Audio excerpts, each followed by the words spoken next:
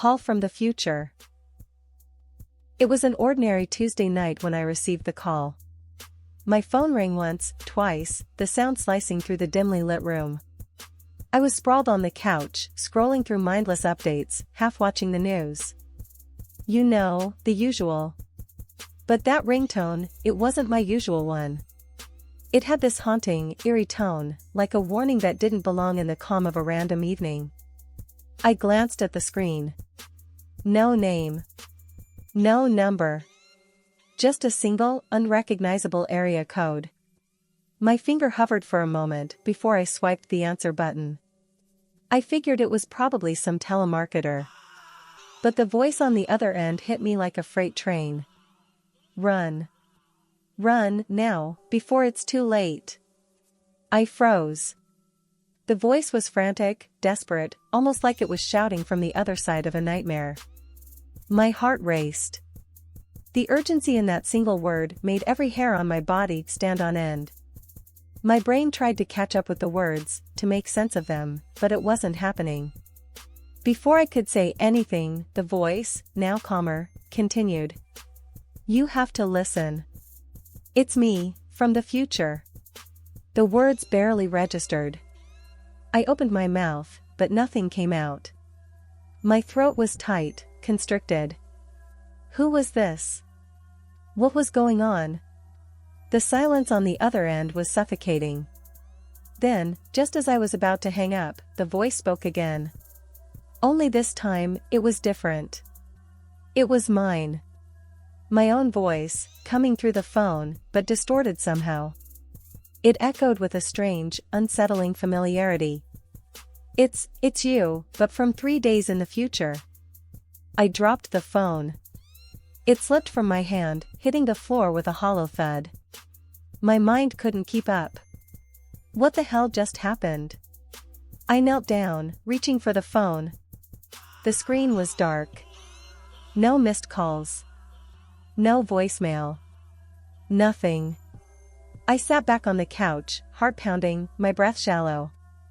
I stared at the phone as if it would somehow explain itself, as if the answers would come with the push of a button.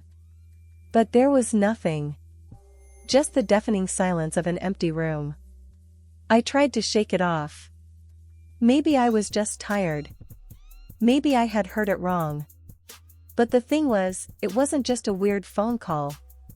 It wasn't just some random prank or glitch in the system. It felt real. Too real. And then, there was that voice. My voice. I spent the next few hours trying to make sense of it, of everything. I searched through forums online, checked news sites, tried calling my friends. But no one else had experienced anything like what I had. Everyone shrugged it off as some technical glitch. Except I couldn't stop thinking about it. The next day, everything felt off. Like I was waiting for something, but I didn't know what. I couldn't shake the feeling that something terrible, was going to happen. And I couldn't shake the thought that it had to do with that phone call. I went about my day as usual, work, errands, mindlessly scrolling through social media, but every now and then, I caught myself looking over my shoulder. At people passing on the street, at the reflections in store windows. I could almost feel someone watching me. And I couldn't get rid of the image of that voice, the way it had sounded, so urgent, so terrified. By the time I got home that evening, I couldn't stop the sinking feeling in my gut. It wasn't paranoia. It wasn't anxiety. Something was coming. And the more I thought about it, the more I realized that call had been a warning. From me. From someone, or something, telling me to run. But I couldn't run, could I? There was nowhere to go. I couldn't even escape my own thoughts. The voice still echoed in my head. It's you, but from 3 days in the future. What did it mean? What was it trying to warn me about? I grabbed my phone again, staring at it. My mind was racing, jumping from one thought to the next. Should I call someone? Should I tell someone about the call? But who would believe me? Who would even understand? My fingers hovered over the screen, debating whether to look up any more information, but the thought of the unknown paralyzed me. Then, the phone buzzed again. I froze. I knew exactly what this was. Another call. It had to be. The urgency, the dread in the pit of my stomach, told me it was happening again. I took a deep breath and answered, but this time I was ready for it. Only there was no voice this time. Just static. And then, distorted, like a radio trying to tune into a signal, I heard it. My voice. But it was different now, calmer, more distant. "Remember me," it said. "You have 3 days. 3 days to change it." Before I could process the words, the call ended. Just like that. The silence after it was deafening. The next 3 days were a blur, tangled thoughts, sleepless nights, and a constant, gnawing fear that clawed at me from the inside out. Every moment felt like I was teetering on the edge of something terrifying, something I couldn't see but could feel, like the storm brewing just behind the horizon. I couldn't shake that voice. The words replayed in my head, echoing like a broken record, "You have 3 days. 3 days to change it." What did that even mean? What was I supposed to change? Was it something that had already happened, or something still to come? And how was I supposed to avoid it if I didn't even know what it was? I spent the days paralyzed by indecision. Every decision, every movement felt loaded with consequence, as if even the smallest action could lead to my doom. I couldn't even step outside without looking over my shoulder, expecting something, or someone, to be lurking in the shadows. I was scared to drive, scared to talk to anyone, scared to leave the apartment. What if I missed something? What if I did something wrong? The clock was ticking. 3 days. That's all I had. And the worst part was, I didn't even know what I was running from. I tried to act normal. I went through the motions, pretending like everything was fine, but every phone call, every strange look from a stranger on the street made my heart skip a beat. The world felt warped, like it was all a game, and I was just waiting for the punchline I wasn't ready for. But as the second day passed, something changed. It wasn't a dramatic shift, but it was there. A subtle, creeping sensation that I was being watched. Not just by eyes that couldn't possibly belong to any living person, but by something else. Something unseen, yet undeniably close. I'd wake up in the middle of the night, my breath shallow, my heart racing, as though someone was standing just on the other side of the wall. Watching. Waiting. I kept checking my phone, praying it would ring again, but there was nothing. Just silence. Then, on the evening of the second day, something happened that sent me spiraling. I was sitting in my living room, staring at the window, trying to focus on something, anything, to distract myself from the dread pooling in my stomach. It was getting darker outside, the streetlights flickering on one by one.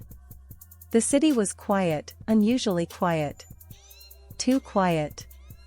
And then, my phone buzzed. My hands trembled as I picked it up, expecting the worst, bracing for another call from who knows what. But this time, it wasn't the same. It wasn't a phone call at all. It was a message. A single, cryptic text that made my blood run cold. "It's already happening." I stared at the words, my mind racing. What did that even mean? Already happening? Was this some kind of sick joke? Was I supposed to understand? Was this how it started?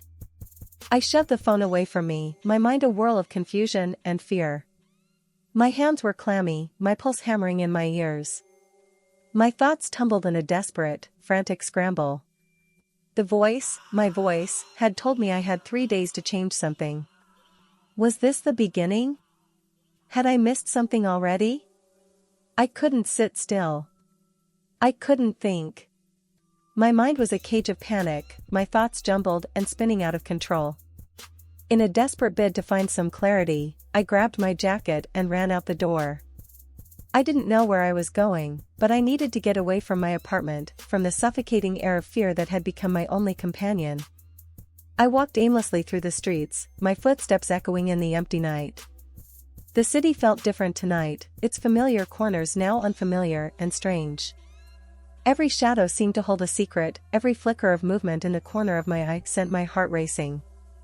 I walked for what felt like hours, the chill of the evening air biting into my skin, the world around me growing darker, emptier. I don't even know what I was looking for, some sign, some clue that would make sense of the madness, of the terror that had gripped my life. But there was nothing. Just the oppressive silence of the city, broken only by the distant hum of traffic and the occasional stray cat darting into the shadows. Then, out of nowhere, I heard it.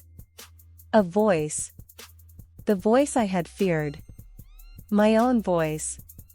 But this time, it wasn't from the phone. It wasn't from anywhere I could see.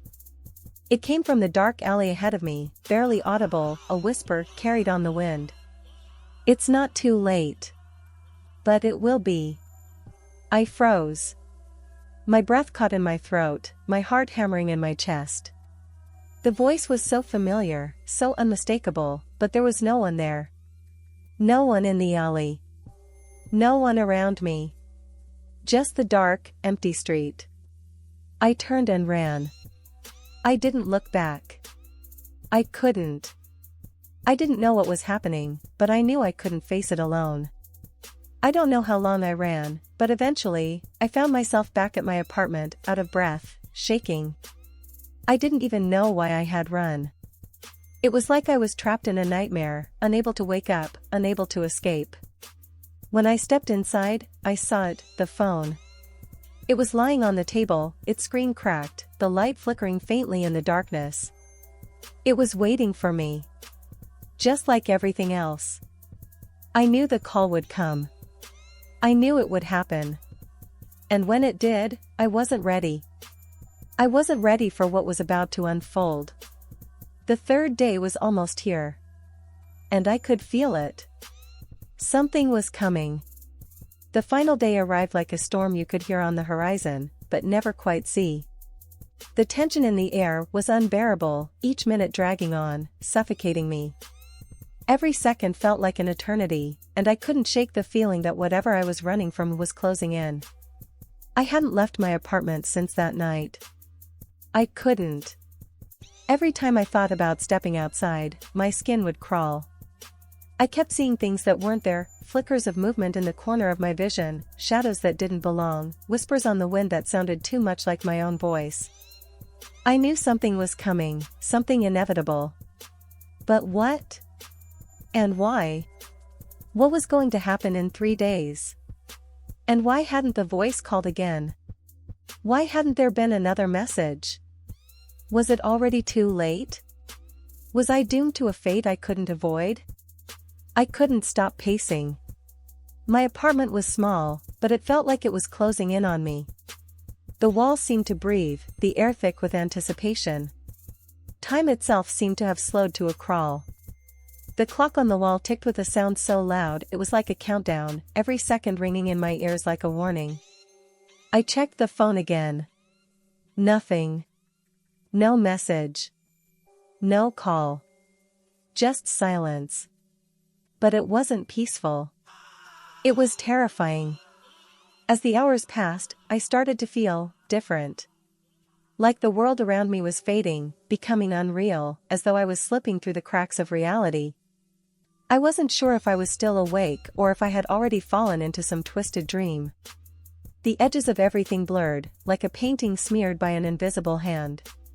And I kept hearing that voice, whispering from somewhere deep inside me. You'll see, soon. It was maddening. I felt like I was losing my mind, like something was pulling me under, something I couldn't escape. And then, as if summoned by my panic, the phone rang. It was loud, sharp, cutting through the silence like a blade. My heart stopped. My fingers trembled as I reached for it, but before I could even see the number, the screen went black. No call. No message. Just black. I stared at the phone in disbelief. This wasn't right. This wasn't how it was supposed to go. Was this it? Was I too late? Was this the end? And then, there it was again. The voice. This time, it wasn't a whisper. It was clear, unmistakable. It echoed through the apartment, through my mind, like a sickening reflection of myself. It's happening. You should have listened. I spun around, heart pounding in my chest, eyes wide, but there was nothing. The apartment was empty. Silent. But the voice didn't stop. It filled the air, surrounding me, as if it was coming from everywhere, from within me, from outside. I backed away, my hands shaking as I tried to grasp reality, tried to make sense of it all. I couldn't. I couldn't understand. I didn't know what was real anymore. The room began to spin, the walls closing in around me. I stumbled, my legs giving way beneath me. I collapsed to the floor, gasping for air, my chest tight, my heart racing as if it were about to explode. And then, in the chaos, I saw it. A shadow. A dark, looming figure in the corner of the room. It wasn't clear, wasn't fully formed, but it was there. Watching. Waiting. I reached for my phone, desperate to make some sense of this nightmare, but before I could touch it, the figure stepped forward. It moved like smoke, like liquid darkness, creeping closer, suffocating the space around me. I tried to scream, but no sound came out. My body froze, trapped in that terrible moment. The figure was now standing above me, its presence overwhelming. It wasn't human. It wasn't anything I could comprehend. It was a distortion, a manifestation of something far worse than I had ever imagined. And then, as I lay there, paralyzed, I heard the voice again. Not from the phone, not from anywhere around me. But inside me. It was my own voice, echoing from the depths of my soul. This is the end. You couldn't change it. You couldn't escape. Tears welled up in my eyes, and I reached out, trying to touch the figure, to push it away, but my hands passed right through it. It was like it wasn't there. Like I wasn't there. The figure leaned closer, its face still hidden in the shadows. But I could feel its gaze, cold and empty, seeping into my very being.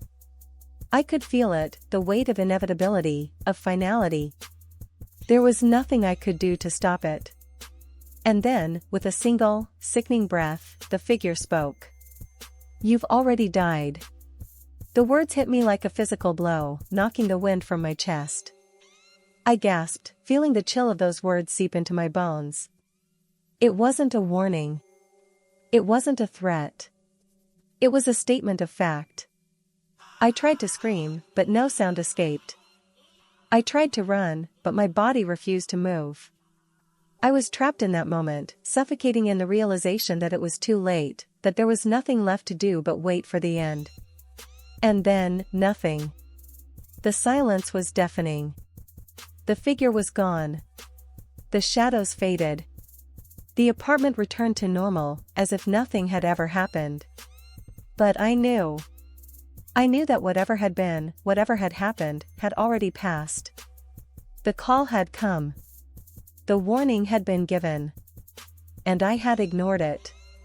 Now, all that was left was the memory. And the question. Was it all real? Or had I just imagined it all?